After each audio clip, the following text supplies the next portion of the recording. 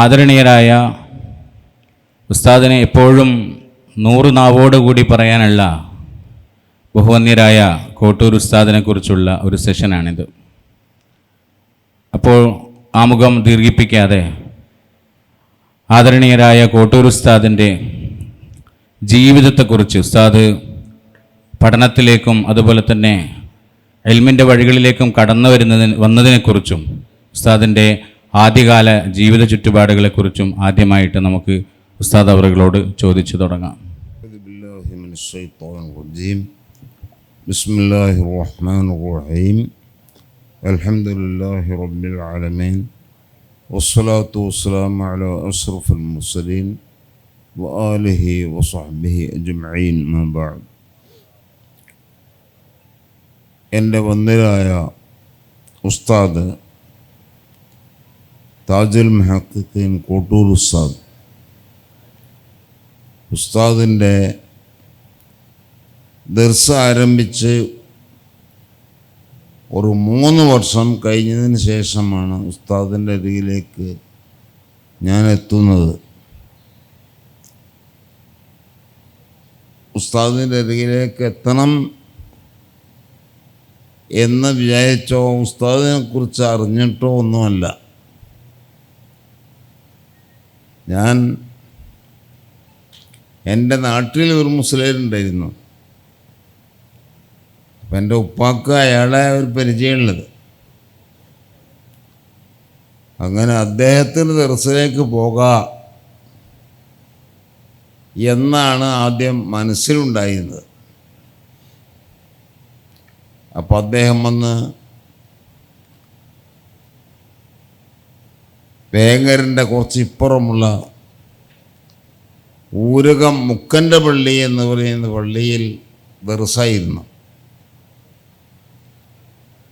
അപ്പം അദ്ദേഹത്തോട് ഉസ്താദ്, എൻ്റെ പിതാവ് ചോദിച്ചു, എൻ്റെ മകനെ നിങ്ങൾ ദർസിലേക്കാക്കാൻ ഉദ്ദേശിക്കുന്നു ഈ നോമ്പിന് ശേഷം. ആയിക്കോട്ടെ എന്നൊക്കെ അദ്ദേഹം പറഞ്ഞു. പിന്നെ നോമ്പ് കഴിഞ്ഞപ്പോൾ അദ്ദേഹം പിതാവിനെ വിളിച്ചു പറഞ്ഞു, നേരിട്ട് കണ്ടു തന്നെ, നിങ്ങളെ മകനെ ഇപ്പം എൻ്റെ കൂടെ അയക്കുന്നതിൽ കുറച്ച് പ്രശ്നമുണ്ട്. കാരണം ഞാൻ ആ കമ്മിറ്റിക്കാരുമായി സംസാരിച്ച് അവിടുന്ന് പിരിയായെന്നെടുത്ത് എത്തിയിരിക്കുന്നു. അതുകൊണ്ട് റമദാനിൻ്റെ ശേഷം ഞാൻ അവിടെ ഉണ്ടാവില്ല. ഞാൻ ദർസ ഏറ്റ സ്ഥലം കോഴിക്കോട് നിന്ന് അപ്പുറമാണ്. അപ്പം ഇവിടുന്ന് കോട്ടക്കലേക്കോ മലപ്പുറത്തേക്കോ ബസ് കയറി അവിടുന്ന് പിന്നെ കോഴിക്കോട്ടേക്കുള്ള ബസ് കയറി പിന്നെ അവിടുന്ന് കൊടുവള്ളിയിലേക്കുള്ള ബസ് കയറി പിന്നെ അവിടുന്ന് മാനവപുരത്തേക്കുള്ള ബസ് കയറി എന്നിട്ട് മാനവപുരത്ത് എത്തിയിട്ട് പിന്നെയും കുറച്ച് നടക്കണം. ഇത്ര നീണ്ടൊരു യാത്രക്ക് നിങ്ങളെ ഈ കുട്ടിക്ക് കഴിയില്ല. അന്ന് ഞാൻ മദ്രസ 7ാം ക്ലാസ്സിൽ നിന്ന് വിട്ടിട്ടേ ഉള്ളൂ. അപ്പോൾ തൽക്കാലം വേറെ എവിടെയെങ്കിലും ആക്കുക, അതാ നല്ലത് എന്നൊക്കെ പറഞ്ഞപ്പോൾ ഞാൻ ഉപ്പ പറഞ്ഞു, നമ്മൾ ഉസ്താദിൻ്റെ ഒക്കെ ഉസ്താദ് എല്ലാ ഉസ്താദന്മാരും ഉസ്താദാണല്ലോ, അപ്പം അവിടെ പോയി ചോദിക്കുക. അങ്ങനെ ഒക്കെ ഉസ്താദിൻ്റെ അടുത്ത് ചെന്ന് പറഞ്ഞപ്പോൾ ഉസ്താദ് പറഞ്ഞു, വരുന്ന വ്യാഴാഴ്ച, അന്ന് പറയാം, വരുന്ന വ്യാഴാഴ്ച ഒരു ദർസ് തുടങ്ങുന്നുണ്ട് ഊരകത്ത്. ആ മുദരിസ് കോട്ടൂക്കാരൻ കുഞ്ഞമ്മ മുസ്ലിയാർ എന്ന് പറഞ്ഞ ആളാ. അയാളെ ദർസിൽ കൊണ്ടാക്കാം. ആയിക്കോട്ടെ എന്നല്ല, നമുക്കിപ്പോൾ കോട്ടൂർ ഉസ്താദിന് ഒന്നും അറിയില്ല. അങ്ങനെ ഉസ്താദ് പറഞ്ഞ പോലെ പിറ്റത്തെ വ്യാഴാഴ്ച ഞങ്ങൾ ഓക്കെ ഉസ്താദിൻ്റെ വീട്ടിൽ തന്നെ വന്നു. ഉപ്പ പറഞ്ഞു നമുക്ക് ആ സ്ഥലം അറിയില്ല, അപ്പോൾ വ്യാഴാഴ്ച ഇങ്ങോട്ട് വരാം, കാരണം ദർസുഖാനന്ദന് കോട്ടൂർ ഉസ്താദ് അവിടെ വന്നിട്ടാണ് പോവുക എന്ന് പറഞ്ഞു. അതുകൊണ്ടാണ് അങ്ങനത്തെ വരാറ്. അങ്ങനെ ഞങ്ങൾ പോയി. ദർസ് ഉദ്ഘാടനത്തിന് ബഹുമാനപ്പെട്ട ഓക്കെ ഉസ്താദും ഉണ്ട്. അപ്പോൾ അവിടെ നിന്നുള്ള ആ വണ്ടിയിൽ കയറി അങ്ങനെ പോയി. അവിടെ എത്തി. 10 കുട്ടികളേ ഉള്ളൂ കോട്ടൂർ ഉസ്താദിൻ്റെ ദർസിൽ. ഞാനതിലെ ഏറ്റവും ചെറിയ കുട്ടിയാണ്. കാരണം ഞാൻ മീസാൻ മുതൽക്ക് തന്നെ തുടങ്ങുക എന്ന് വെച്ചതാണ്. നേരത്തെ ഞാൻ ഓരോത്ത് ഇങ്ങനെ നാട്ടുകാരൻ കുട്ടിയായിട്ട് നാട്ടിൽ ഓതുമ്പോൾ മീസാനും മജനാസും ഇതൊക്കെ ഓതിയുണ്ട്. എന്നാലും ഒന്നും കൂടി ദർസിൽ വെച്ച് ഓതാ എന്ന് വിചാരിച്ച് മീസാൻ തുടങ്ങി. അതിങ്ങനെ വേഗം വേഗം ഓതി തീർക്കാമെന്ന് പറഞ്ഞു സാധു. പിന്നെ വലിയ പെരുന്നാളിൻ്റെ ശേഷം കുറച്ച് കുട്ടികൾ ഖത്തറിനത് തോന്നുന്നുണ്ട്. അപ്പോൾ അതിലും എന്നെ കൂട്ടി. ഇങ്ങനെ ഒരു കൊല്ലം ഇങ്ങനെ കഴിഞ്ഞപ്പോൾ നമുക്കും തന്നെ ഉസ്താദിൻ്റെ ആ തദ്രീസിൽ നിന്ന് പഠിക്കണം എന്നൊരാഗ്രഹം തോന്നി. കാരണം ഉസ്താദിൻ്റെ ആ ദർസിൻ്റെ ശൈലിയും അങ്ങനെയാണ്. നമ്മളെ ആകർഷിപ്പിക്കുന്ന രീതിയിലുള്ള ക്ലാസ്സാണ് ഉസ്താദിൻ്റെ ക്ലാസ്. ഞാൻ ഓർക്കുകയാണ് എത്ര കൊല്ലം മുമ്പാപ്പത് ഉസ്താദ് അവിടുത്തെ ഉസ്താദായ ഓക്കെ ഉസ്താദിനെ കുറിച്ച് ഇടയ്ക്കൊക്കെ പറച്ചിൽ വരും. ആ പറച്ചിൽ നിന്ന് ഞമ്മക്കും വല്ലാത്തൊരു താല്പര്യം. പഠിച്ചവനെന്ന അങ്ങനത്തെ ആ ഇൽമെന്ന് ഒരു സകരം ഞമ്മക്ക് കിട്ടിയെങ്കിലോ. കാരണം ഉസ്താദ് ഇങ്ങനെ ഉസ്താദിൻ്റെ ഉലൂമിനെ പറ്റി പറയും. അപ്പോഴൊക്കെ പറയും ഉസ്താദിൻ്റെ പ്രസംഗം കൊണ്ടല്ല, പ്രസംഗനത്ത് ബഹുമാനപ്പെട്ട ഓക്കെ ഉസ്താദിനെ അറിയാൻ കഴിയില്ല. ഒരു സ്ഥലത്തും പ്രസംഗിച്ച ഈ ഒരറിവ് ആർക്കുമില്ല.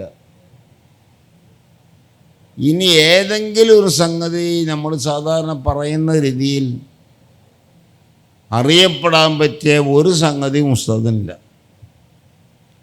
ഉസ്താദിൻ്റെത് ദർസ് മാത്രം. അതാണ് തദ്രീസ്.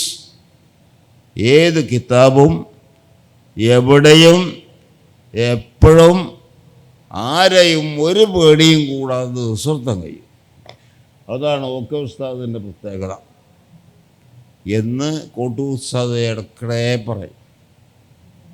അപ്പം നമ്മക്കിങ്ങനെ ഒരു ഉസ്താദിനുമാരി ആയില്ലെങ്കിലും ആ ഇൽമെന്ന് കുറച്ചൊക്കെ കിട്ടിയാൽ നമുക്ക് ഗുണമായിരുന്നല്ലോ. ഈ താല്പര്യം എങ്ങനെ മനസ്സിലുണ്ടാവും. അതേപോലെ ഉസ്താദിൻ്റെ മറ്റൊരു പ്രത്യേക കോട്ടൂർ ഉസ്താദിൻ്റെ വഹാബി മൗദൂദി പോലത്തെ പുത്തനാശയക്കാരുമായുള്ള ഖിലാഫ് എവിടെ വന്നാലും അപ്പം പറയുന്നത്. ഇവർക്ക് എങ്ങനെ അഭിപ്രായമുണ്ട്, അവരുടെ വാദം ഇന്നതാണ്, ആ വാദത്തെ നമ്മൾ തെളിവാക്കുന്നത് ഇന്ന ആയത്താണ്, അതിൽ ഇന്ന ഹദീസാണ്. ആ ആയത്തിന് ഇങ്ങനെ ചില കിതാബുകളിൽ തഫ്സീർ കാണുന്നുണ്ട്, ഇതവർ തെളിവാക്കുന്നു. അല്ലെങ്കിൽ ഈ ഹദീസിൻ്റെ ഇങ്ങനെ തഫ്സീർ പറയുന്നത് അവർ ഉദ്ധരിക്കുന്നു, എന്നാൽ അതിൻ്റെ മറുപടി ഇന്നതാണ്. ശരിയായ നിലക്കുള്ള മറുപടി എന്നതാണ്. അത് ഇമാമിങ്ങൾ പറഞ്ഞതൊക്കെ നക്കൽ ചെയ്തു പറയും. ഇതെല്ലാം പറയുമ്പോൾ ബഹുമാനപ്പെട്ട ഫതി അബ്ദുൽ ഖാദിർ മുസ്ലിയാരെ അനുസരിക്കും എപ്പോഴും. ഇതിലേറ്റവും വലിയ ആളായിരുന്നു ഫതി അബ്ദുൽ ഖാദിർ മുസ്ലിയാർ. അദ്ദേഹത്തിൻ്റെ വായതവും പ്രസംഗവും ഓരോ സ്ഥലങ്ങളിലുണ്ടായ സംഭവങ്ങളും ഒക്കെ ഉസ്താദ് ഇങ്ങനെ പറയും. അന്ന് നമ്മളൊക്കെ ഇങ്ങനെ കേൾക്കുമ്പോൾ നമുക്കും വല്ലാത്ത ഒരു കൗതുകമാണ്. അപ്പോൾ ഫതി അബ്ദുൽ ഖാദിർ മുസ്ലിയാർ മാതിരി പുത്തനാശയക്കാരുടെ വാദഗതികളും അതിൻ്റെ ഖണ്ഡനങ്ങളും പഠിക്കണം എന്നൊരാഗ്രഹവും എൻ്റെ മനസ്സിലിങ്ങനെ ഉണ്ടായിരുന്നത് പറയാം. അള്ളാഹു നമ്മളെ ഇങ്ങനെ അങ്ങോട്ട് എത്തിച്ചപ്പോൾ അതിൻ്റെ ഒരു ഏത് പറഞ്ഞാണ് എന്നല്ല, ഞാൻ എൻ്റെ ഫളായിൽ പറയില്ല. അങ്ങനെ ബഹുമാനപ്പെട്ട ഫതി അബ്ദുൽ ഖാദിർ മുസ്ലിയാരും ഓക്കെ ഉസ്താദും എൻ്റെ ആദ്യത്തെ വലിയ രണ്ട് ആളുകളെ പറ്റിയുള്ള അറിവ് ഇതാണ്. അപ്പം അതിലൂടെ അങ്ങനെ നമുക്ക് പിന്നെ അങ്ങനെ മുന്നോട്ട് പോകാൻ താല്പര്യമായി. അങ്ങനെ പിന്നെ ഓക്കെ ഉസ്താദ് പറഞ്ഞു, അദ്ദേഹം നല്ല തഹക്കീക്കുള്ള ആളാണ്, ഇവിടുന്ന് പിരിയേണ്ട. ഒരു കൊല്ലം കഴിഞ്ഞപ്പോൾ ഇനി മാറണോ എന്നൊരു അഭിപ്രായത്തിലേക്ക് ഇങ്ങനെ ചിലർ നമ്മളെ ഇങ്ങനെ തിരിച്ചതാ. ഒന്നാമത്തെ ആദ്യം ഞാൻ ഓതാൻ പോകാൻ പറഞ്ഞ ആൾ തന്നെ പറഞ്ഞു, ഇപ്പോൾ ഞാൻ നിൽക്കുന്ന സ്ഥലത്തേക്ക് ഇനി എനിക്കും പോരാ, കുട്ടികളൊക്കെ ഉണ്ടല്ലോ, അതുകൊണ്ട് എൻ്റെ ആ ഉസ്താദിനോട് ഒന്ന് ചോദിച്ചു നോക്ക്.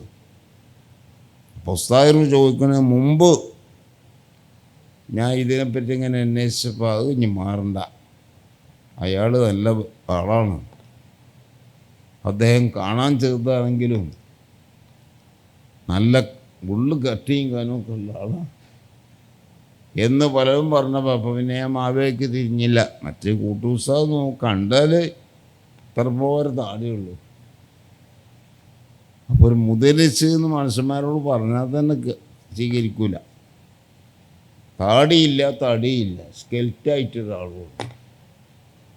അപ്പോൾ പിന്നെ ചെറുതായിട്ടിങ്ങനെ അഭിപ്രായം ഇങ്ങനെ മാറാമെന്ന് തോന്നിയെങ്കിലും അൽഹംദുലില്ലാഹ് മാറാതെ ഉസ്താദിൻ്റെ അരികിൽ തന്നെ ആ നൃത്തം 9 കൊല്ലം ഉസ്താദിൻ്റെ അരികിൽ 8 കൊല്ലമായിരുന്നു ദർസിൻ്റെ കാലം.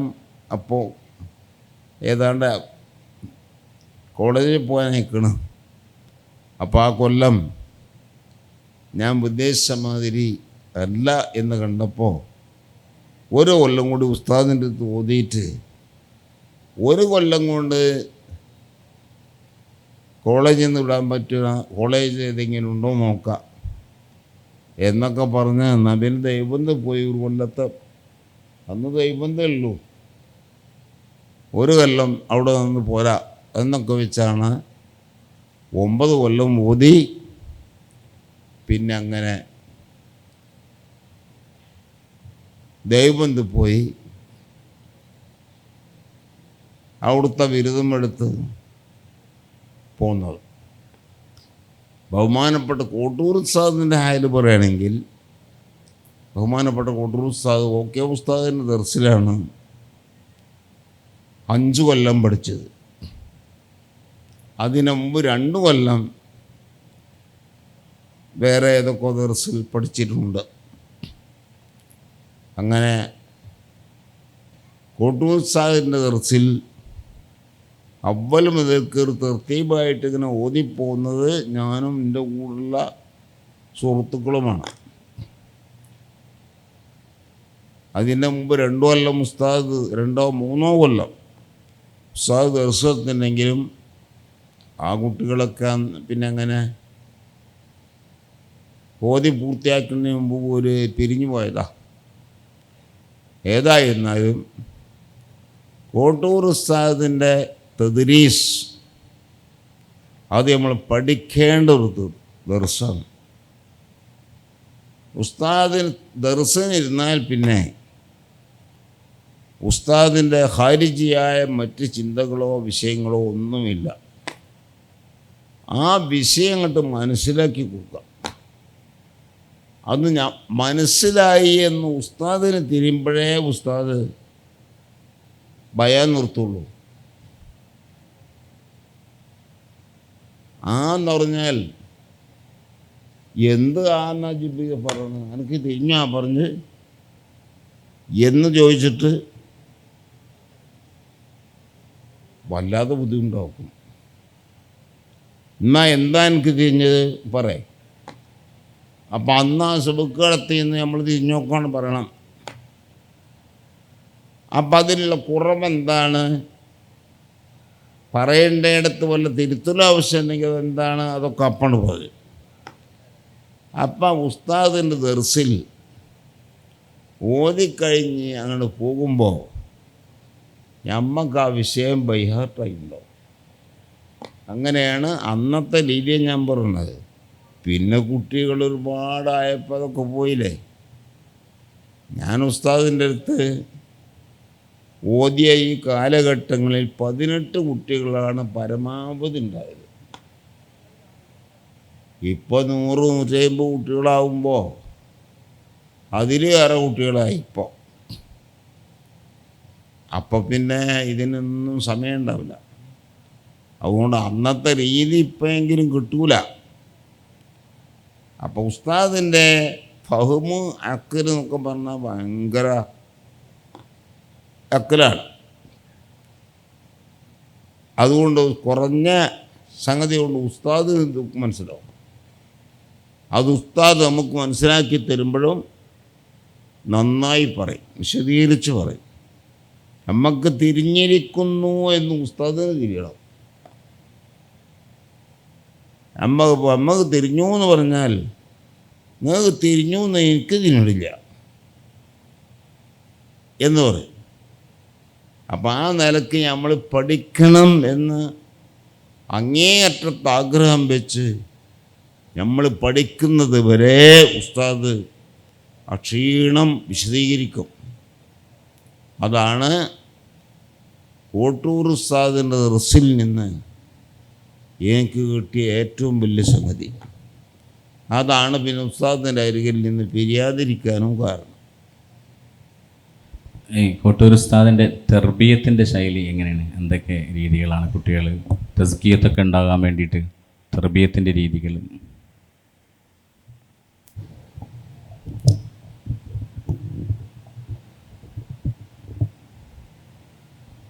കോട്ടൂർ ഉസ്താദിൻ്റെ തെർബിയത്തിൻ്റെ രീതി എന്ന് പറഞ്ഞാൽ അത് എല്ലാവരും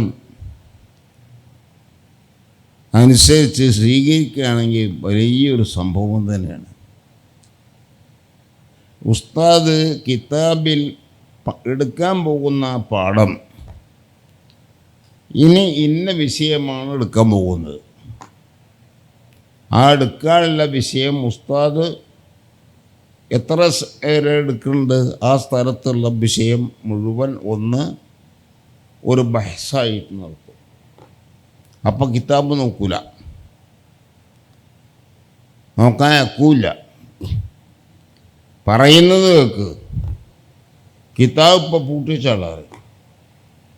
അങ്ങനെ ഉസ്താദിൻ്റെ വിശദീകരണം കഴിഞ്ഞതിന് ശേഷം ഇനി കിതാബ് തുറക്കുക.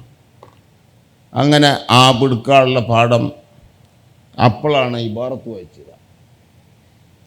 അപ്പോൾ ഉസ്താദ് പറയും, ഞാനിപ്പോൾ ഇബാറത്ത് വായിച്ച് മായനക്കുമ്പോൾ ലമീർ എങ്ങോട്ട് മടങ്ങി അത് രേഖപ്പെടുത്തണം. ഈ ജാർ മജറൂറിൻ്റെ മുതഅല്ലഖ് എങ്ങോട്ടാണ് അതും അടയാളപ്പെടുത്തണം. ഈ ലർഫിൻ്റെ മുതഅല്ലഖ് ഏതാണ് അതും അടയാളപ്പെടുത്തണം. അങ്ങനെ നിർബന്ധം പറഞ്ഞ് ഞങ്ങൾ കിതാബ് ഒന്ന് നോക്കും, ശരിയാക്കാം. അങ്ങനെയാണ് ആ ഇബാറത്തും വായിച്ച് ആദ്യം പറഞ്ഞ മത്റൂബും ഈ ഇബാറത്ത് വായിച്ചതും തത്ബീഖ് ചെയ്യും. എന്നിട്ട് പിന്നെ അതിലുള്ള ചോദ്യങ്ങൾ ഉത്തരങ്ങൾ അവിടെ മന്നാനെ ഇങ്ങനെ ചോദ്യങ്ങൾ വാരിതാക്കി ഇഷ്കാലുകൾ. അതിന് അത്താർ ഇങ്ങനെ മറുപടി പറഞ്ഞു, അല്ലെങ്കിൽ ഇബ്നു ഖാസിം ഇങ്ങനെ മറുപടി പറഞ്ഞു. ആ മറുപടികളൊക്കെ ജമ്മിച്ച് പറയും. അപ്പം ചിലപ്പോൾ ആ മറുപടികളൊന്നും തഹ്ഖീഖല്ല, തഹ്ഖീഖ് അവിടെ ഇങ്ങനെയാണ് എന്ന് പറഞ്ഞ് ബന്നാനിയുടെ തഖരീറായി എഴുതപ്പെട്ട അബ്ദുറഹ്മാൻ ഷിർബീനി എഴുതിയ ആ തഖരീർ അത് വായിച്ച് അതാണ് തഹ്ഖീഖ്. ചിലപ്പോൾ അങ്ങനെ പോയി, ചിലപ്പോൾ ആ തഹ്ഖീഖുകളൊക്കെ അതില്ല. എൻ്റെ അരികൾ തഹ്ഖീഖായത് ഇങ്ങനെയാണ് എന്ന് പറഞ്ഞ ഉസ്താദിൻ്റെ സ്വന്തം തഹ്ഖീഖാത്തുകളും പറയും. ഇങ്ങനെയാണ് ജമ്മ്, അതുപോലെ തന്നെ വലിയ വലിയ കെട്ടിങ്ങനുമുള്ള ഖയാലി, ഈ കിതാബുകളൊക്കെ ദർസ് നടത്തുമ്പോൾ അതിൻ്റെ ആ കട്ടിയും കനം അനുസരിച്ച് ഓരോരുത്തർ പറഞ്ഞതും ആ പറഞ്ഞുമുള്ള നഖ്തുകൾ വല്ലതിന് അതും ഉസ്താദിന് സ്വന്തം പറയാനുള്ളതും അതൊക്കെ പറയും. അതാണ് ബഹുമാനപ്പെട്ട ഉസ്താദിൻ്റെ അരികിൽ നിന്ന് ഓതുമ്പോൾ പല കിതാബുകളിലും അങ്ങനെ നമുക്ക് വലിയ ആവേശം കിട്ടും. കുത്തുബി ഓതുമ്പോൾ അതിൻ്റെ മീർ കുത്തുബി അത് ഉസ്താദ് വലിയ റിഷ. മാക്കൂലാത്തന കിതാബിൽ മീർ ഓതില്ലെങ്കിൽ പിന്നെ എന്ത് കുത്തുബിയാണ് നീ ഓതുന്നത്? കുത്തുബി ഓതുമ്പോൾ മീർ കുത്തുബി ഓതും, അതാ ഉസ്താദിന് നിർബന്ധം. അപ്പം അതിൽ ഒരുപാട് തഹ്ഖീഖാത്തുകൾ ഉസ്താദിൻ്റെ തഹ്ഖീഖാത്തുണ്ട്. ഷററുലക്കായത് ഓതുമ്പോൾ ഖയാലിൻ്റെ ഏത് കൂടാതെ ഷററുലക്കായത് ഓതാൻ പറ്റില്ല. അപ്പോൾ ഖയാലി ഫുൾ അത് ഓതി അതിൻ്റെ തഹ്ഖീഖുകൾ, അതിലുള്ള ഇഷ്കാലുകൾ, അതിൻ്റെ മറുപടികൾ, ഇതൊക്കെ അതിൽ വരും. അവിടെയൊക്കെ ഈ പുത്തനാശയക്കാരുടെ എന്തെങ്കിലും വാദം നഖ്ല് ചെയ്യാൻ വല്ല വഴിയുണ്ടെങ്കിൽ ആ പോയെന്നും പറയും. അങ്ങനെയാണ്. ഞാൻ ഓർക്കുന്നു, മന്തകിന് കിതാബ് ഓതുമ്പോൾ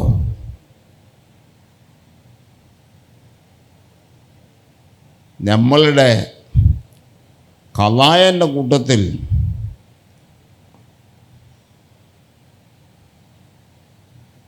ഒരു കഥയ സാലിബയായ കഥയാണ്. സാലിബയായ കഥയ്ക്ക് അതിൻ്റെ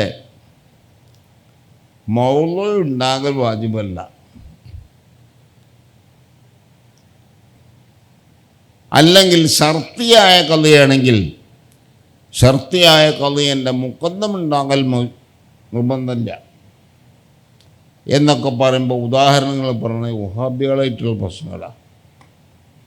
ഉദാഹരണം പറയും. അപ്പോൾ അന്ന് പറഞ്ഞു ഷർത്തിയായ കഥ എന്ന് പറഞ്ഞപ്പോൾ ജുമാക്ക് ജമാഅത്തിന് വന്നാൽ പുരുഷന്മാരെ സഫ് ആദ്യം, പുരുഷന്മാർ കഴിഞ്ഞാൽ പിന്നെ കുട്ടികളെ സഫ്, പിന്നെ പെണ്ണുങ്ങളെ സഫ് എന്നൊക്കെ പറയുന്നില്ല. അപ്പോൾ പെണ്ണുങ്ങളും ജുമാഅത്തിനൊക്കെ വരാൻ പറ്റുമെന്നല്ലേ വരുന്നത്, ഫിഖീൻ്റെ കിതാബുണ്ട് എന്ന് അന്ന് വഹാബികൾ പറയും. ഇവരെ ഫിഖീൻ്റെ കിതാബിൽ തന്നെയാണ് സുമ്മന്നിസാവു. അപ്പം അതിൻ്റെ മറുപടി ഉസ്താദ് അപ്പോൾ പറയാം, സുമ്മന്നിസാവു എന്ന് പറഞ്ഞാൽ പെണ്ണുങ്ങൾ വന്നാൽ അവരോട് നിൽക്കണം എന്നതാണ് പറയുന്നത്. പെണ്ണുങ്ങൾ വരൽ വാജിബോ സുന്നത്തോ അല്ല, അവർ വരുന്ന പക്ഷം അവരോട് നിൽക്കണം. ഇതാണ് അതിന് കാരണം പറഞ്ഞത്. ഷർത്തിയായ കലയിൽ എപ്പോഴും അങ്ങനെ ആ ഷർത്ത് ഉണ്ടായാൽ അതിൻ്റെ താലി ഷർത്തിയായ ഖദീൻ്റെ മുഖദ്ദമുണ്ടായാൽ താലുണ്ടാവും. അപ്പോൾ നമുക്കത് വല്ല നക്കലും ഉണ്ടായിരുന്നെന്ന് ചോദിച്ചു. ഞാൻ ചോദിച്ചതാ. അപ്പോൾ ഉസ്താദ് പറഞ്ഞു നക്കലൊക്കെ ഇജ്ജ് നോക്കേ, വിഷയം ഞാൻ പറയുന്നല്ലോ. അപ്പോൾ അന്ന് എൻ്റെ സ്വഭാവം, ഞാൻ ഉസ്താദിനോട് ഇങ്ങനെ നക്കൽ ചോദിക്കുമ്പോൾ നക്കൽ അതൊന്നും ഞാൻ നോക്കിയില്ല, ഇജ്ജ് പറയാൻ നോക്കേ എന്ന് പറയും. അപ്പോൾ ഞാൻ അന്ന് ഈ പറഞ്ഞ വഴി കുറേ നോക്കിയപ്പോൾ ഒരു കിതാബിൽ ഞാൻ കണ്ടു സുമ്മന്നിസാവു ഐ ഇൻ ഹലർന. അപ്പോൾ ഒരു സത്യമായ കഥയാണ്. പെണ്ണുങ്ങളിൽ ഹാൻഡറായാൽ ഒളിക്കേണ്ട സ്ഥലം പറഞ്ഞതാണ്. ഓ ഇല്ല, അങ്ങനെ നമ്മൾ വെക്കണില്ലെങ്കിൽ ഫൈന്നഹുന്ന മംനൂഅത്തുൻ അൻ മഹാഫിലിർ റിജാൽ. പുരുഷന്മാർ സംഘടിക്കുന്ന സ്ഥലത്ത് പെണ്ണുങ്ങളുടെ പേരിൽ വിലക്കപ്പെട്ടതല്ലേ. അപ്പോൾ പിന്നെ ഇഷ്ടം പോലെ അങ്ങനെ പെണ്ണുങ്ങൾ നിൽക്കാറുണ്ട്. അങ്ങനത്തല്ല പോണ്, വന്നാലുള്ള നിയമം പറഞ്ഞതാണ് എന്ന് അൽ ഇസ്ബാഹ് ബിശറഹി നൂരിൽ ഈളാഹ്. അപ്പം ഞാൻ കണ്ടു. അപ്പം ഞാൻ കോട്ടൂസാന് കത്തെഴുതി. ഉസ്താദ് പറഞ്ഞ് ഞാൻ ദൈവബന്ധത അങ്ങനെ കണ്ടു. അങ്ങനെ ഏത് വിഷയങ്ങളും ഉസ്താദ് അക്കലിയായി നിനക്ക് പറയുന്ന സംഗതി നമ്മൾ പിന്നെ അക്കല് കണ്ടെത്തും. ഉസ്താദ് പറയുമ്പോൾ നക്കല് ചെയ്ത് പറയില്ല.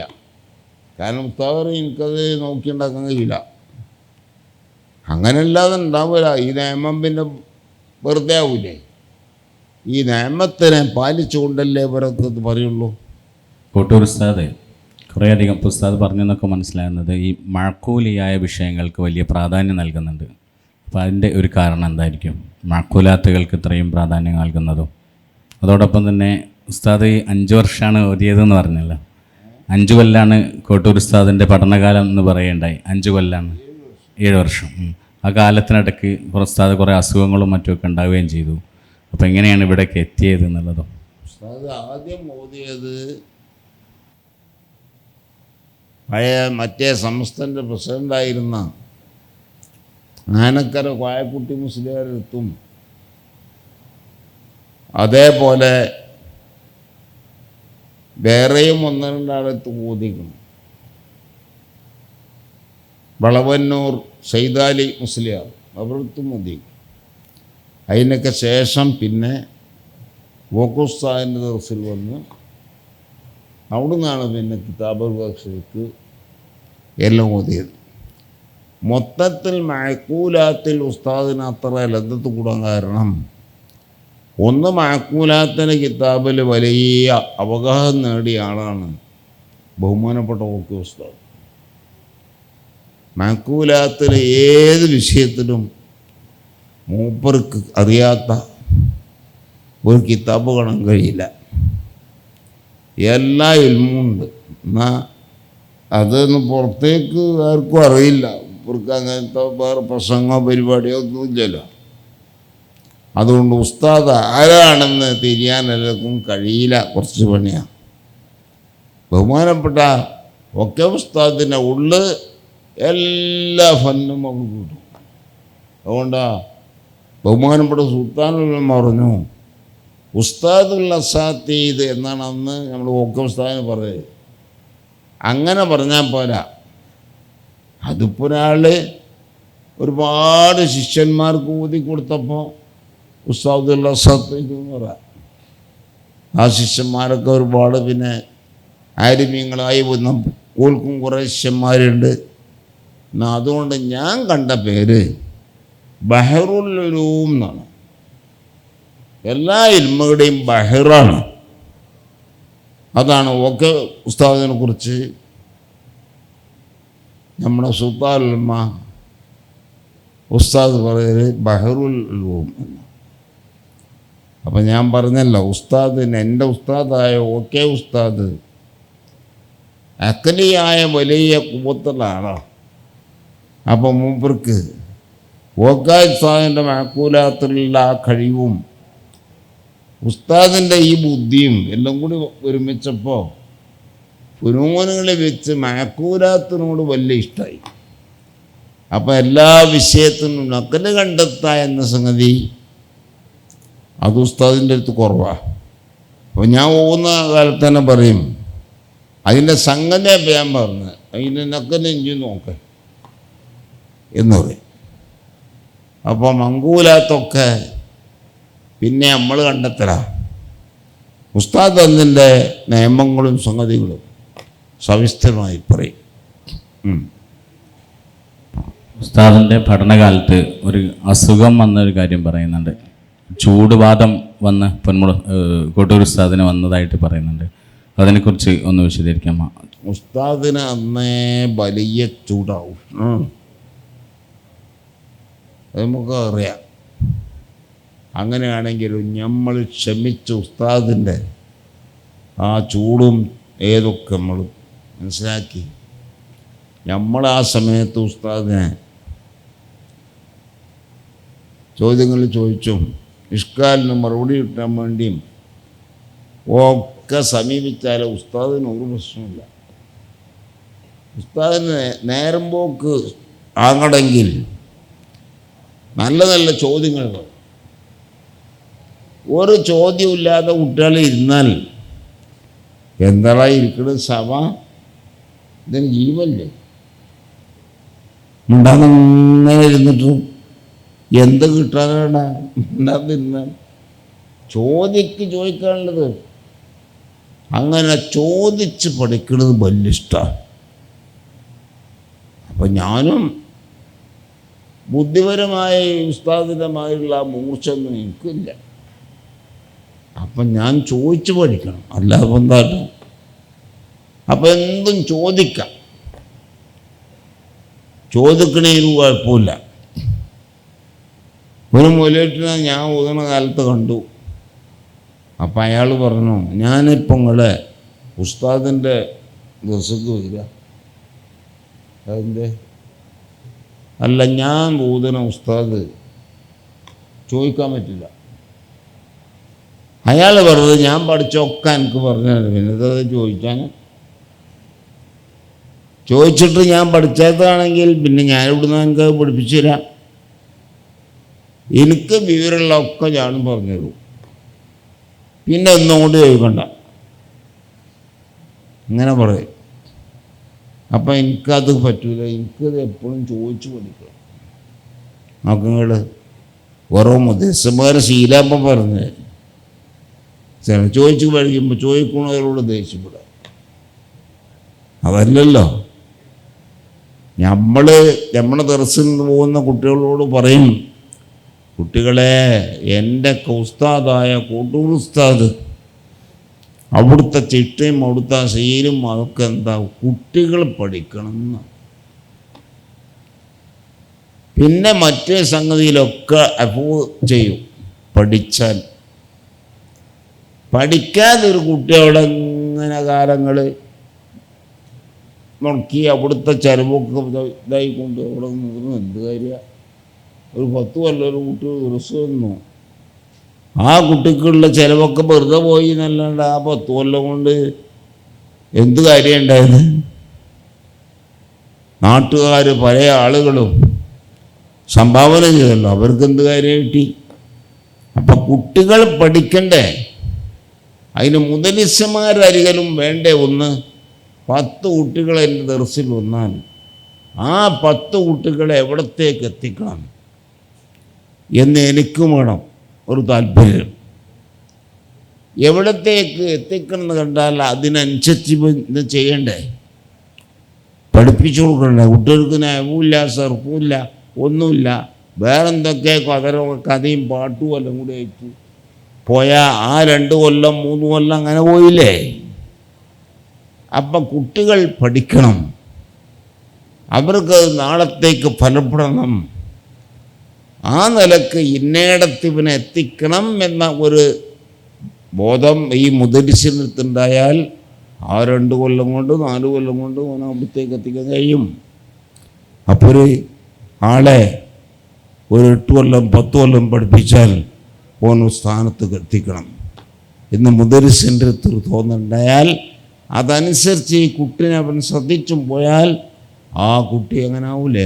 എത്രയോ കാലം മുദരിസായി. എന്ത് കാര്യം? ഞാൻ ഒരാളെ കണ്ടു. ഞാൻ പണ്ട് കാലത്ത് ചാവക്കാട് അവിടെ നിൽക്കുമ്പോൾ അയാൾ അവിടെ ഒരു പള്ളിയിൽ മുദരിസ ഒന്ന് അക്കാലത്ത്.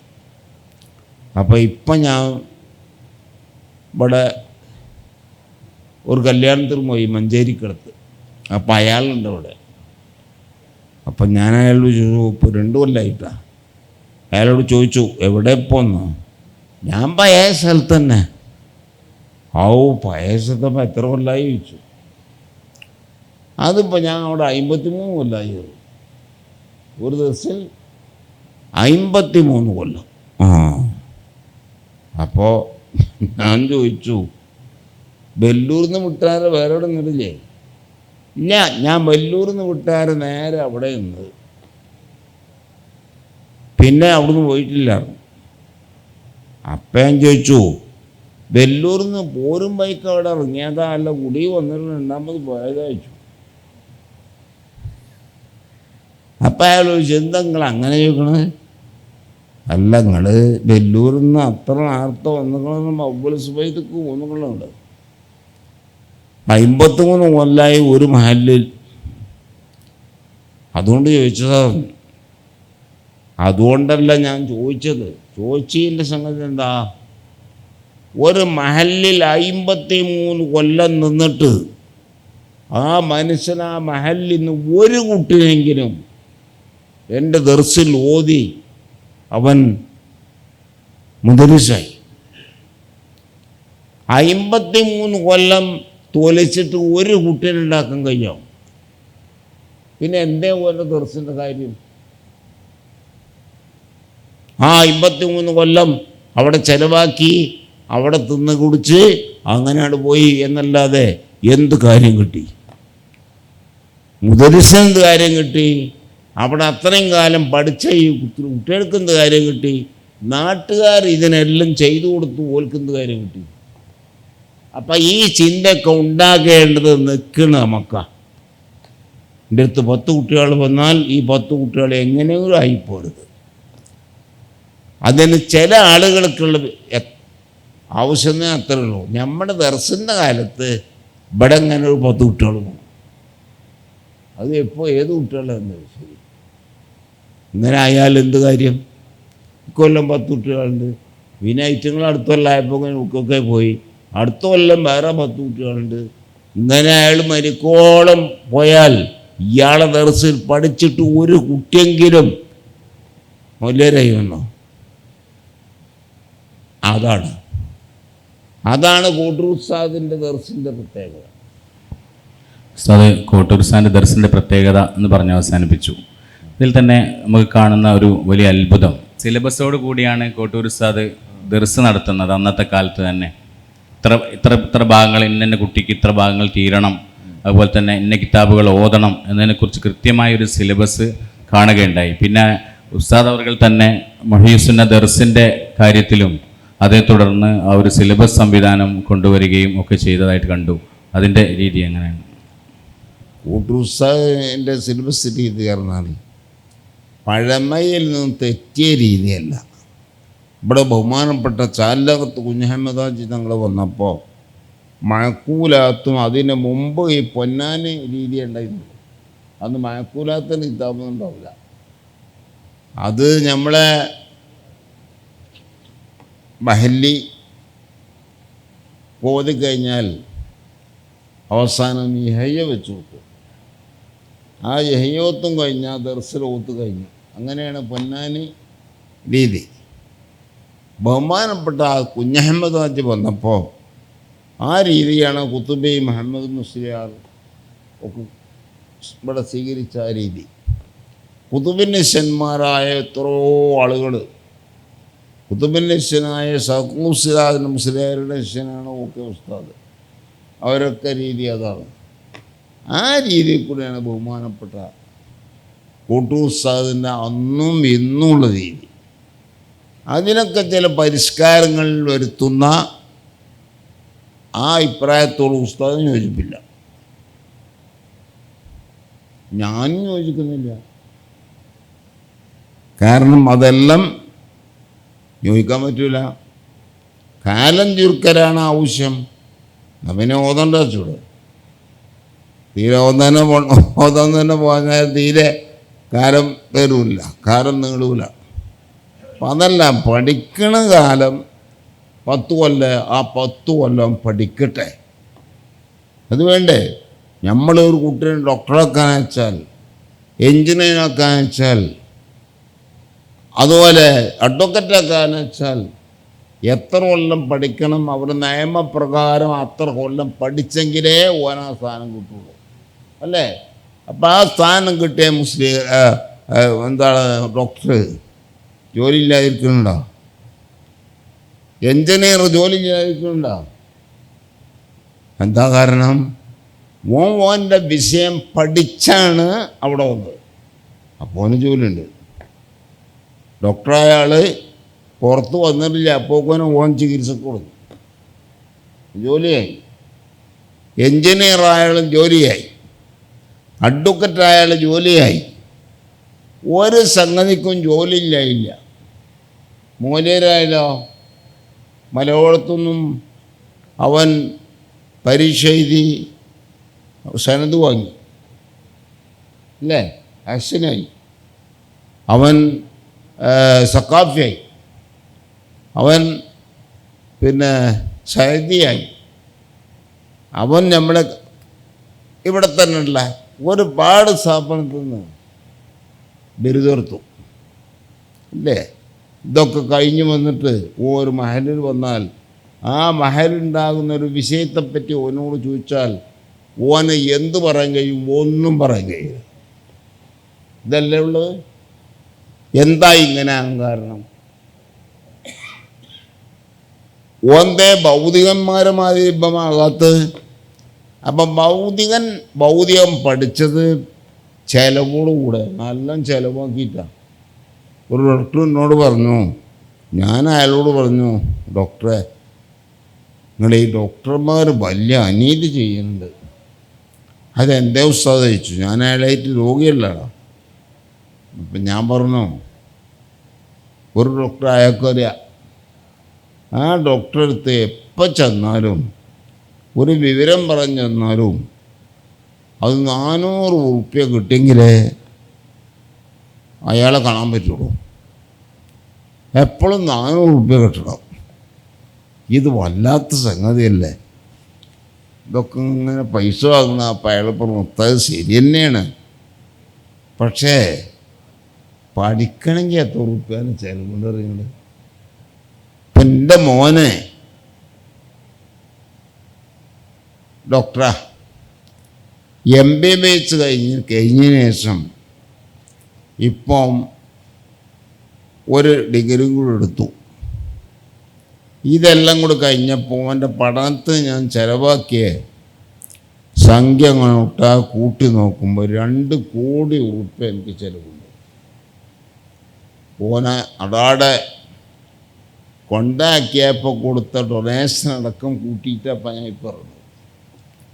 ഇപ്പോൾ അവനെ പഠിപ്പിക്കാൻ വേണ്ടി എത്ര ഉറുപ്പ്യൻ്റെ ചിലവുണ്ട് നിങ്ങൾക്ക്? ഏനപ്പോയിൻ്റെ അവിടെ മെഡിക്കൽ കോളേജിൽ ഒരു സീറ്റ് കിട്ടാൻ ലക്ഷങ്ങൾ ഞാൻ നോക്കി. 46 ലക്ഷം അവിടെ കിട്ടി. ഇങ്ങനെയാണ്. അപ്പം ഇതൊക്കെ മുതലായി കിട്ടണമെങ്കിൽ കുറച്ച് വാങ്ങാതെ നടക്കുമെന്ന് വെച്ചാൽ, അപ്പം അതുകൊണ്ടാണ് വാങ്ങാൻ കാരണം. അപ്പം ഞാനും പറയണത് തന്നെ, ഈ മൊയ്ലിയന്മാർ അവിടേക്ക് എത്താത്തതിൻ്റെ കാരണം തന്നെ. കാരണം എന്താ? മുടക്കില്ല. കായ് മടക്കി പഠിച്ചാൽ പഠിക്കാതെ ഒറ്റ മൂലം പോകില്ല. ഒരു വയലിൽ ചെന്നാൽ എന്ത് പ്രശ്നങ്ങളുണ്ടെങ്കിൽ ആ പ്രശ്നങ്ങൾക്കൊക്കെ അതിൻ്റെ ഹുക്കുമ പറയാനെങ്കിലും പഠിക്കൂലേ? ഇത് എന്തോ വിലക്കുള്ളത് ഒരു വിവരവുമില്ല. ഞാനിപ്പോൾ അത് പറഞ്ഞ് എന്താകണില്ല. അപ്പം അതുകൊണ്ട് കോട്ടൂർ ഉസ്താദിന് പഠിക്കാനുള്ളതാണ്, നമ്മളൊരു മഹലിൽ ചെന്ന് 8-10 കൊല്ലം നിന്നാൽ ആ കുട്ടികൾ അവിടുന്ന് കഴിക്കണ ഭക്ഷണവും വെള്ളവും എല്ലാം അവർ കൊടുക്കാൻ പൈസയും ഇതൊക്കെ നമ്മളെ കായി പോയില്ല എന്ന് അവർക്ക് പറയാൻ കഴിയണമെങ്കിൽ ഈ കുട്ടികളൊക്കെ ഉയർന്നു വരണം, വലുതായി വരണം. ബഹുമാനപ്പെട്ട AP ഉസ്താദ് വലിയ മസൂറായി വന്നപ്പോൾ തലക്കടത്തൂർ നിന്നുണ്ടായിരുന്നവരും ഒരാൾ ആചാര്യ, അയാൾ മരിച്ചു. അയാൾ ഉസ്താദ് വന്നപ്പോൾ ഉസ്താദിനെ ഭാര്യ പിടിച്ച് ആണ്ട് കരഞ്ഞു. അയാൾ കരഞ്ഞപ്പോൾ അയാൾ പറഞ്ഞത് എന്താ അറിയാം, ഞാൻ ഉണ്ട് ഉസ്താദിൻ്റെ കൂടെ, എൻ്റെ വീട്ടിൽ ഇയാൾ ചിലവിന് എത്ര അല്പമുള്ളൂ, അന്ന് ഞാൻ ചിലവെടുത്ത മോലേരിട്ടി അത് ഇപ്പം വലിയ മനുഷ്യനായി ഇന്ത്യൻ മേലെ മൂപ്പരക്കാട്ട് നിർത്തി പുസ്തകത്ത്.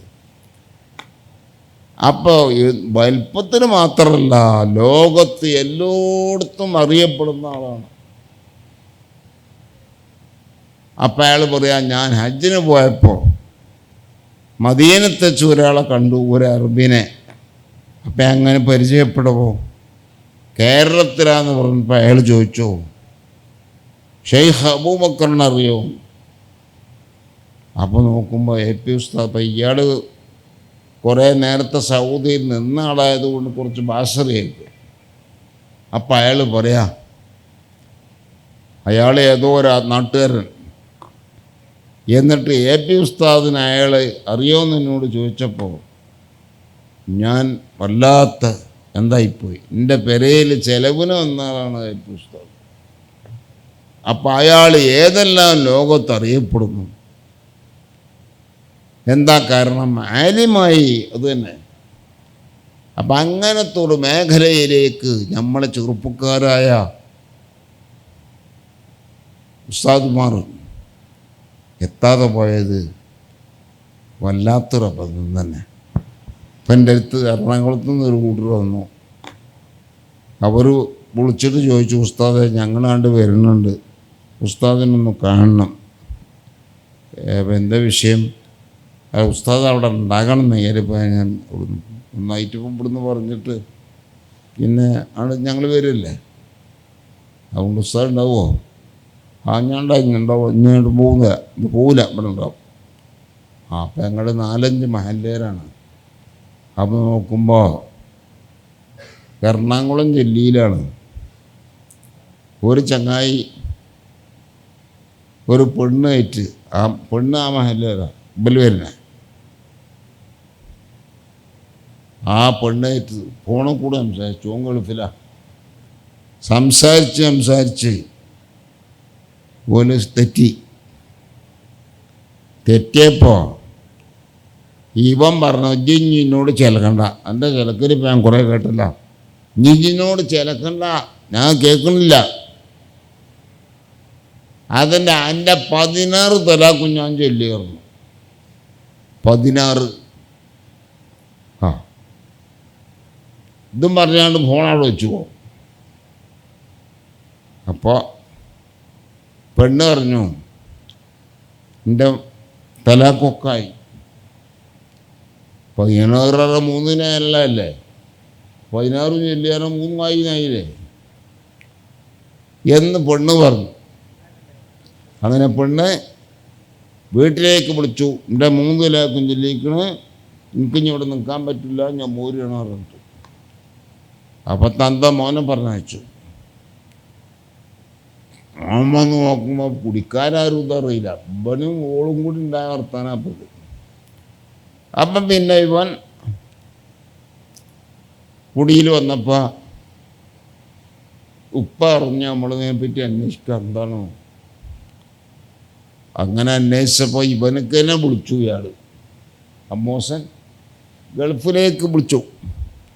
അപ്പോൾ അവൻ പറഞ്ഞു, ഞാനങ്ങനെ കാര്യത്തിൽ പറഞ്ഞൊന്നുമല്ലെന്ന്, ദേഷ്യം വല്ലാതെ വിളിച്ചപ്പോൾ ആണ് പറഞ്ഞതാണ്. എന്തേ പറഞ്ഞു നിനപ്പോൾ എനിക്കൊരു പിടുത്തില്ല. അപ്പം പെണ്ണ് പറഞ്ഞത് ഇങ്ങനെ തന്നെ, അതിൻ്റെ 16 തലാക്കും ഞാൻ ചൊല്ലിക്കണം. അപ്പോൾ ഓൻ പറഞ്ഞു, ഞാനങ്ങനെ പറഞ്ഞത് ഒരു തലാക്ക് ഉദ്ദേശിച്ച് പറഞ്ഞൊന്നുമില്ല. ഓളിങ്ങനെ വല്ലാതെ പറഞ്ഞപ്പോൾ ഇത് ചിലക്കണ്ട എന്ന് പറഞ്ഞിട്ട് പറഞ്ഞതാണ് ഞാൻ. ഏതെങ്കിലും അത് ഉസ്താദ്മാരോട് ചോദിച്ചാൽ അറിയില്ല.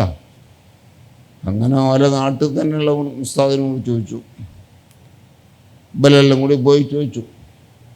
അപ്പോൾ ഉസ്താദ് പറഞ്ഞു, 16 തലാക്ക് അങ്ങനെ ഇസ്ലാമിലില്ല, 3 തലാക്കേ ഉള്ളൂ. അതുകൊണ്ട് 16 തലാക്ക് വലിയ 1 തലാക്കൊന്നും ആവൂലാറുണ്ട്. അത് പെണ്ണിനോട് പറഞ്ഞു. പെണ്ണ് പറഞ്ഞു, ആ പറഞ്ഞ ഞാൻ സ്വീകരിക്കൂല. കാരണം ഇവിടെ ഒരു വയസ്സായ മൂലയിൽ വന്ന് വയല് പറഞ്ഞപ്പോൾ ഞാൻ ഉണ്ടായിരുന്നു വയല്. ആ മൂലയിൽ പറഞ്ഞു, ഒരു പെണ്ണിനോട് ഒരാൾ പറഞ്ഞാൽ എൻ്റെ 1000 തലാക്കും ഞാൻ ചൊല്ലിന്ന് പറഞ്ഞാൽ ഒക്കായസലാസു 3 വാക്കിയായി. കാരണം 1000-ൽ 3 ഉണ്ടല്ലോ. ഇങ്ങനെ ഫത്തുൽമുയിലുണ്ട് എന്ന് അയാൾ പറഞ്ഞു. ആ മൂല വയസ്സായ മൂല. അപ്പോൾ അതാണ് ശരിയെന്നാണ് ഞാൻ മനസ്സിലാക്കിയത്. അപ്പോൾ ചോദിച്ചു നോക്കുമ്പോൾ ചില മൂല്യന്മാർക്ക് പറഞ്ഞു അത് ഫത്തുൽമുയിൽ ശരി തന്നെയാണ്. അപ്പോൾ ആ പറഞ്ഞത് ഒഴിവാക്കായി കൂട്ടാൻ പറ്റുമല്ലോ.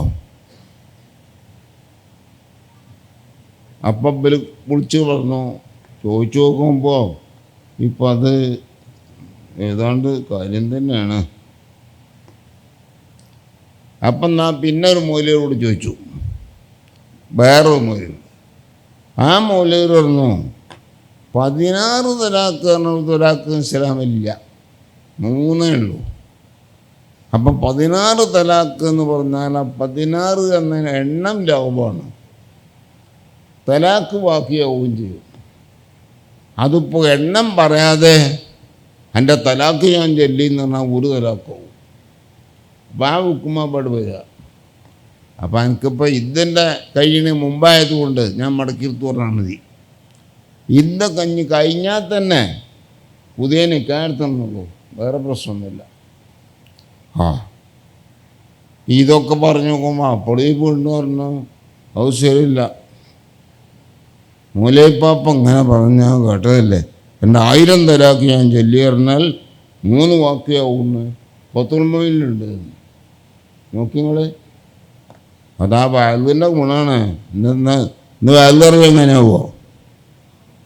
വയൽ അറിഞ്ഞാൽ ഈ വയൽ കേട്ട് നീച്ചു പോകുമ്പോൾ ഇവനൊക്കെ എന്താ വിലക്കെ കിട്ടിയത്? കേൾക്കുന്നവർക്ക് രസിക്കാൻ പറ്റിയ എന്തെങ്കിലും പറയും. ഒരു മസലയും കിട്ടോ? ഒറ്റ മസലും കിട്ടും. അതല്ലേ ഇപ്പം ഇന്നത്തെ വാർത്തയുടെ കൂടെ അല്ലേ? ഓർമ്മ ശരിയാണെങ്കിൽ 82 എന്തുണ്ടായി എന്നൊക്കെ പറഞ്ഞിട്ട് എന്ത് കാര്യപ്പം അതുകൊണ്ടൊക്കെ. അപ്പം വേണ്ടും വിധത്തിൽ ഒരു മസല പറഞ്ഞു നോക്കണ്ടേ? അതുണ്ടായിരുന്നു പണ്ടത്തെ വളരെ. ആ ബാഗുകാട്ടുന്നതാണ് ഈ പെണ്ണ്. അപ്പം ഇവർ എല്ലാം കൂടി കുഴപ്പത്തിലായപ്പോൾ ഓല് പോന്നിക്കുക. ഈ പറഞ്ഞ എല്ലാ മൂല്യന്മാരും എല്ലാവരും ഉണ്ട്. എന്നിട്ട് ഓല് പറഞ്ഞത് എന്താ, 3 ആളോട് ചോദിച്ചപ്പോൾ 3 ആൾക്ക് മറുപടി കിട്ടി. ഇതിന് ഏതാ ശരി? ഇതിന് ഒന്നും ശരിയല്ലെങ്കിൽ പിന്നെ ശരിയായ പത്ത് ഒന്നാണ്. ഇതറിയാനാ ഓല് വന്നിക്കണം. അപ്പോൾ നോക്കങ്ങള് ഇത്ര സംഗതി ഉണ്ടാ, അത് നേരെ പറഞ്ഞ് മനസ്സിലാക്കി കൊടുക്കാൻ മാത്രമേ ഉള്ളൂ. ഫത്തുൽമുയിൽ പറഞ്ഞല്ലേ. അതുകൊണ്ട് ഫോണിൽ കൂടെ എന്തെങ്കിലുമൊക്കെ പറഞ്ഞുകൊണ്ട് കഴിച്ചിലാവില്ല. തൊലാക്കാവും. ഇവിടെ ഇപ്പം അങ്ങനെയാണ്. 16 തലാക്ക് എന്ന് പറഞ്ഞാൽ തലാക്കായി, 3 തലാക്കുമായി. ഇനി മടക്കിക്കാനും പറ്റൂല, പുതിയ നിക്കായിനും പറ്റൂല. ഇതൊന്നും പറയാൻ കിട്ടായിട്ടില്ല. ഇപ്പം അത് അവിടെ പോയി പറയപ്പെട്ട ആർക്കും കിട്ടായിട്ട് പിന്നെ അത് ചോദിച്ചാനായിട്ട് പോലും അവിടെ നിന്ന് ഇങ്ങോട്ട് വന്നു.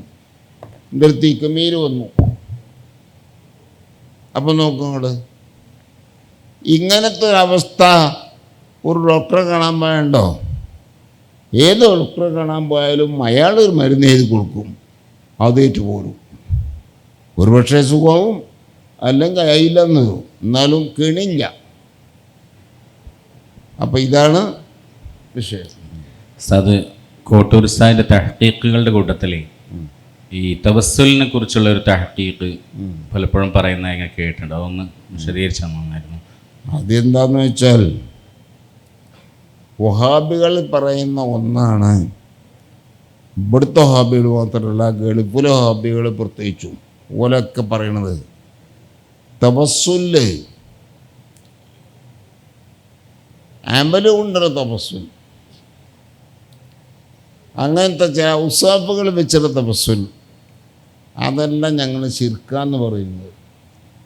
ദാത്ത് കൊണ്ടൊരു തപസ്സല, മൊയ്തീൻ ശൈഖിനെ കൊണ്ട് എൻ്റെ ഈ രോഗം ശിഫാക്കണേ, അപ്പോൾ മൊയ്തീൻ ശൈഖിൻ്റെ ദാത്ത് കൊണ്ട് എന്നായിപ്പോൾ.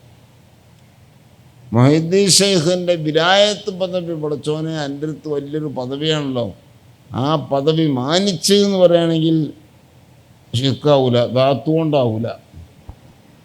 ഇങ്ങനെ ദാത്ത് കൊണ്ടുള്ള തപസ്സുലാണ് ശിർക്കാണെന്ന് ഞങ്ങൾ പറയുന്നത് എന്നവർ പറയുന്നതിന് ഉസ്താദ് പറയും, ചങ്ങായി എന്ത് ദാത്ത് കൊണ്ടുള്ള തപസ്സുല്,